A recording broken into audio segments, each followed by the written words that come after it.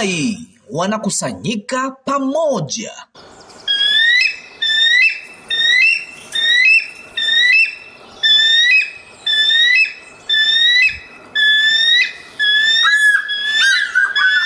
Hii ni barua ya leo Jumamosi, tarehe 13 mwezi wa 6 mwaka wa 2026, kutoka kwa nabii wa Mungu ndugu Joseph Branham wa maskani ya Branham huko Jeffersonville, Indiana, Marekani, kwa bibi harusi wa Yesu Kristo kote ulimwenguni. Wapendwa waliochaguliwa, kuzaliwa upya ni Kristo, ni ufunuo. Mungu amekufunulia siri hii kuu, na huko ndiko kuzaliwa upya. Sasa utafanya nini ukileta kundi hilo lote pamoja, ambapo ufunuo unapatana kikamilifu? Mungu analikusanya pamoja kundi lake lote la tai kwa upatano mkamilifu, akilifunua neno lake kwa bibi harusi wake. Ile njia ya Mungu ya kuwa na mfalme kama Daudi alivyokuwa ilikuwa sawa. Nawe una nia moja iliyowekwa kule, kama kiongozi mmoja na kundi la bata na kadhalika. Huwezi kuchukua wawili ama watatu wao kisha unawatatiza wote pamoja. Unatokea na wazo la namna yoyote. Basi tunapaswa kufanya nini, Bwana? Jambo tu likupasalo kufanya ni kuifanya sauti yangu ijulikane. Wao wanaijua, kwa maana kondoo wangu wanaijua sauti yangu. Sauti yako kamilifu ni ipi kwa ajili ya siku hii, Bwana? Kama niliwaudhi kwa kusema hivyo, nisameheni, lakini nilihisi kwamba huenda mlichukizwa, bali mimi ni sauti ya Mungu kwenu. Tunaliamini hilo kwa mioyo yetu yote. Hivi ndivyo sisi tunavyojisikia, Bwana. Si lazima wathibitishe lolote kisayansi, ama kumuuliza msadukayo yeyote ama mfarisayo ama chochote kile juu ya jambo hilo. Nilisema hilo, wao waliamini, kwa maana kondoo wangu huisikia sauti yangu. Sauti iliyo kwenye kanda ni nini kwa bibi harusi wako?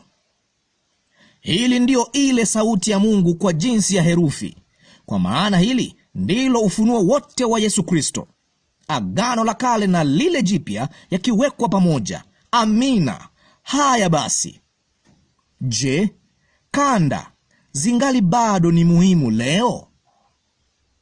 Nami najua ya kwamba baada ya kuondoka kwangu kutoka dunia hii, hizo kanda na vitabu vitaendelea kuwepo, na wengi wenu ninyi watoto wadogo mtaona katika siku zijazo ya kwamba jambo hili ni kweli kabisa. Bwana, tunaamini kanda na vitabu ndiyo huduma yako iliyo hai, iliyo mubashara, ambayo umemwachia bibi harusi wako. Kwa nini hizo kanda ndiyo sauti iliyo muhimu zaidi kwetu kuisikia? Tuko katika wakati wa udanganyifu sana tuliopata kuishi ndani yake. Utawapoteza walio wateule kama yamkini, kwa maana wana upako, wanaweza kufanya chochote kama wengine wao. Yeyote atakayeongeza neno moja kwenye hili ama kuondoa neno moja kutoka kwake, huna budi kuwa na mkataa mahali fulani. Kwa hivyo mkataa wetu unabidi kuwa neno la Mungu. Wewe umetufunulia kwamba neno la Mungu na sauti ya Mungu ni kitu kimoja. Sauti ni mawazo halisi ya Mungu yaliyonenwa, kama vile ulivyofanya kwa manabii wakati ulipoiandika Biblia. Bali katika siku hii ya mwisho ulilihifadhi neno lako, sauti yako, kwa kuirekodi na kuiweka kwenye kanda. Kwa hivyo sauti yako iliyonenwa kwenye kanda ndiyo mkataa wa bibi harusi. Watu hawafikiri kuwa ni muhimu kuicheza sauti kanisani mwao leo. Wao wanafundishwa makanisani mwao kwamba ndugu Branham hakuwahi kamwe kusema wazicheze kanda kanisani. Wao wanahitaji tu kuwasikia wahudumu wakihudumu na kulinukuu neno. Na kama kanisa ndilo neno lako la mwisho, hujali kamwe yale mtu yeyote anayosema. Hilo ndilo neno lako la mwisho. Mungu, saidia jambo hili likolee ndani. Kwangu mimi, jambo lote ni makosa. Neno la Mungu ndilo mkataa. Lolote neno hilo lisemalo, basi hilo ni sahihi. Yeye alikuwa akingojea wamkaribishe. Hilo ndilo analongojea usiku wa leo, wewe kumkaribisha. Basi angalia wakati hao wanafunzi walipomkaribisha katika ushirika wao mezani. Anawezaje mtu yeyote kusema, kuhalalisha au kutoa udhuru anayetangaza kwamba anauamini ujumbe huo wakati wa mwisho, kuto kuzicheza kanda makanisani mwao wakati wanayo nafasi ya kuisikia sauti halisi ya Mungu?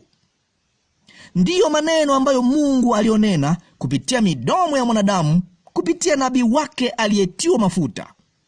Sauti pekee iliyothibitishwa na nguzo ya moto, iliyothibitishwa kwa kujua siri za moyo, iliyothibitishwa kwa ishara na maajabu, kwamba ndiyo sauti ya Mungu kwa kizazi hiki. Angewezaje mtu yeyote kutoa udhuru, maelezo yoyote, au kutokuwa na hamu ya kuisikia sauti ya Mungu kila wanapokusanyika? Bwana, nijalie kamwe nisiichukulie sauti yako iliyo kwenye kanda kijuujuu. Nijalie daima niutangazie ulimwengu, hiyo ndiyo sauti pekee wanayohitaji kuisikia. Nijalie nimtangazie bibi harusi wako, sauti yako iliyo kwenye kanda ndiyo tu wanayohitaji. Tunapenda kufanya ushirika. Tunapenda kuzungumza kukuhusu wewe na kulinukuu neno lako. Lakini hakuna kitu kilicho kikuu zaidi ambacho wewe ungeweza kufanya kwa ajili ya bibi harusi wako kuliko kutupa sisi neno lako juu ya neno, ufunuo wa sauti yako, na kisha kutambua sisi ni nani, bibi harusi wako mwaminifu. Jinsi gani ningeweza kuendelea nikishiriki kuhusu ufunuo mkuu ambao Mungu ametupa sisi. Hakuna mwisho. Lakini jambo lililo kuu zaidi ambalo ningeweza kufanya ni kukualika uje uisikie wewe mwenyewe sauti ya Mungu pamoja na sehemu ya bibi harusi, Jumapili saa 6 mchana masaa ya Jeffersonville, ni saa 1 jioni Afrika Mashariki, tunaposikia 650815 nawe hujui. Ndugu Joseph Branham.